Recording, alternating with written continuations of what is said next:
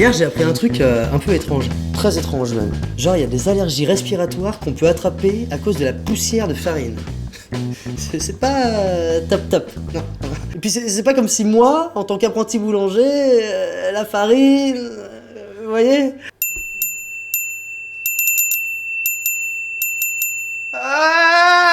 Bon, finalement, monsieur, je vais faire charcutier ou médecin, ou mécanicien, j'en sais rien. Je vous rassure, parce qu'en fait, on m'a expliqué que déjà, c'était considéré comme des allergies professionnelles. Ouais, ça sonne bizarre dit comme ça. Bonjour, je suis allergique professionnel. Alors vous allez me demander, à quoi ça ressemble une allergie à la poussière de farine? Eh bien, il y en a deux principales. La première, on a le nez bouché et les yeux rouges qui pleurent. Pour résumer, c'est un peu comme si on venait de se faire larguer par sa nana. Ou alors si elle vous avait trompé avec Joseph, le pâtissier. Allez, tu poses de la farine, s'il te plaît. Oula, qu'est-ce qui va pas? C'est Sonia, elle est partie, c'est ça? Non, ça va, je t'assure. Tu sais, tu peux tout me dire, hein, tu peux te confier à moi. Non mais ça va passer, t'inquiète pas. Ah, t'es fort. C'est beau. Et la deuxième, c'est l'asthme. L'asthme, ça s'écrit A-S-M... A-S... Alors l'asthme, en fait, c'est quoi? Vos bronches sont irritées, se rétrécissent un peu et perturbent ainsi la circulation de l'air pendant la respiration. Et donc, parfois, quand vous expirez l'air, ça fait une sorte de sifflement. Imaginez qu'on soit plusieurs au labo à voir ça.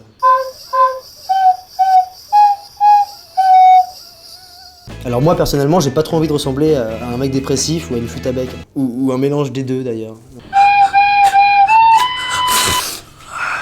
Donc j'ai appris tous les petits gestes du quotidien au labo qui permettent d'éviter d'avoir de la poussière de farine dans le nez. Notamment quand on vide les sacs. Tenez le sac bien contre vous, remontez-le doucement. Très doucement. Oui, comme ça. Tu me manques. N'utilisez pas le sac une seconde fois, jetez-le à la poubelle. Et ensuite, il y a des petits trucs et astuces. Par exemple, quand vous nettoyez votre plan de travail du surplus de farine.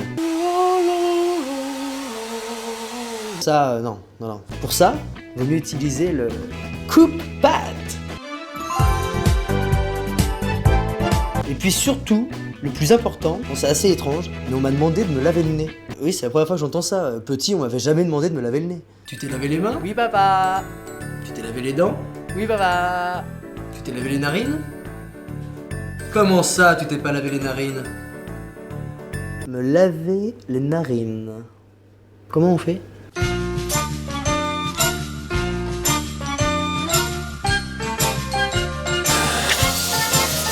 Bon, en fait, c'est beaucoup plus simple que ça. Hein. Il existe des sprays, comme ça.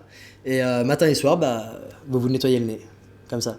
D'abord, on mouche le nez, ensuite, on met le spray, puis on remouche le nez.